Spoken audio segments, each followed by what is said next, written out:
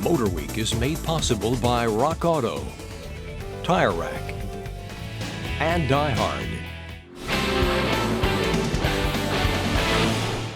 The only sure prediction about the weather is that it's unpredictable.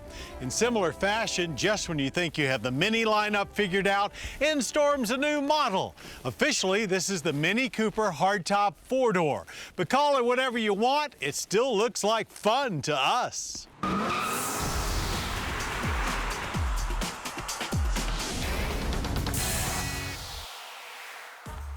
If you're keeping up, you'll know that the new Mini Cooper is well into its third generation. It kicked off last year with a redesign of the quintessential hardtop 2-door. So this year, that new platform will envelop more models, the first being a 2015 hardtop 4-door. Though it adds 2 doors, 3 inches of wheelbase, and 6 inches of overall length, the spirit, style, and enjoyment factors of the iconic Cooper hardtop remain fully intact.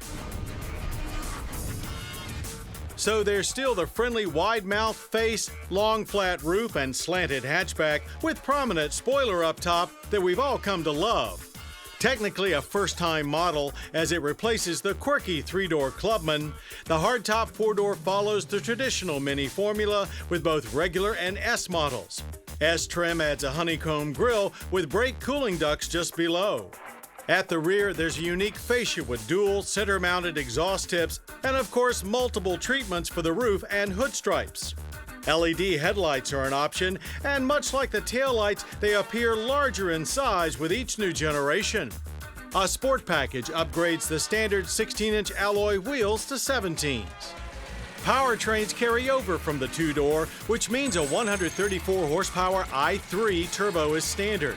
It sounds solid with more than adequate power for most owners.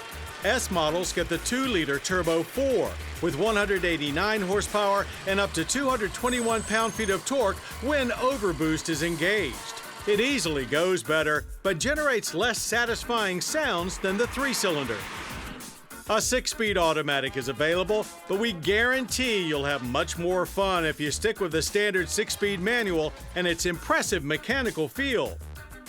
Of course, the whole reasoning for offering the 4-door is to make the rear seats more accommodating. And while access has certainly improved, we're still talking about young teenager-size space, though an added center seatbelt means you can now cram one more back there in a pinch. The traditional rear doors also make things easier for tossing in a bag or reaching cargo with the rear seats folded.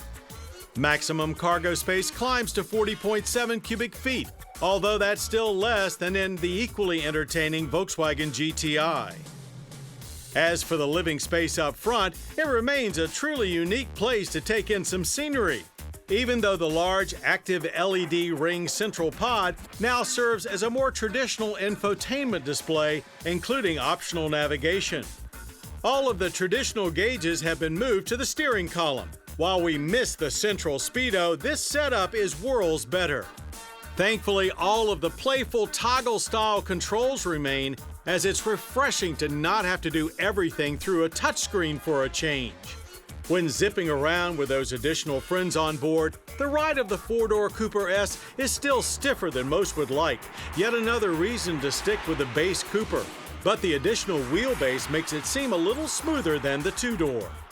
Government fuel economy ratings for a 4-door Cooper S manual are 24 city, 34 highway, and 27 combined. We averaged an acceptable 26.1 miles per gallon of premium. So the energy impact score is a good one, with 12.2 barrels of oil burned and 5.4 tons of CO2 emitted annually. Prices start very reasonably at just $1,000 over the 2-door prices, putting a base Cooper 4-door at $22,550. The S starts at $25,950. But it won't take you long to get well over $30,000 should you check more than a few boxes on the order sheet. So it's yet another unique offering from Mini, as they seem to be doing as good a job as ever of making the new even more charmingly familiar. And while the 2015 Mini Cooper Hardtop 4-door is not quite as roomy as the borderline crossover Countryman, it's much more useful than the 2-door and a lot more sensible than the oddball Clubman. But you don't buy any Mini for its sensibleness. You buy it for the fun of it.